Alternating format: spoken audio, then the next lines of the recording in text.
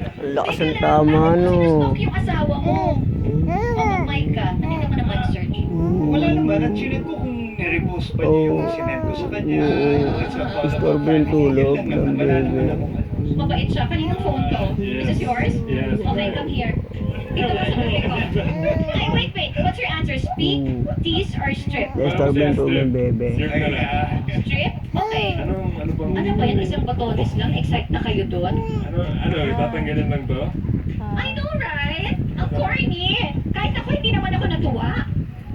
Bebe, istorbo yung tulog ng bebe. Okay na. Wait, is this your phone? Yeah, it's my phone. Okay. Ikaw, strip Istorbo or yung tulog ng tease? bebe. Strip. Nakapon. Tapos Alam ko na, mag-tease ka na lang. iyak-iyak. Tease ka na lang. Tease ka na lang. Para magsayaw ka doon, para iba-iba kayo. Wow. Parang ako na yung sumagot, diba? Awa ba Sige, si Miss ba? Mina naman nag-request eh, so pabigyan natin. Yes. Yes.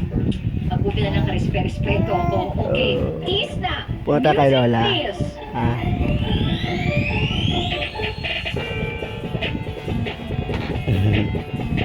Punta kay Lola. Punta kay Lola. Ang bata na maganda. Punta kay Lola.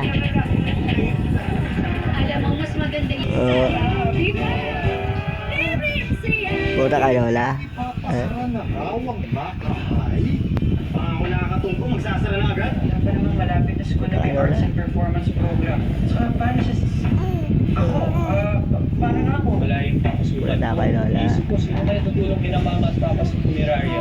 Oo. Nakakasama si Crush. Punta kay Lola. Kaya, hindi. Kilalanin ang Morning. After wish ko lang.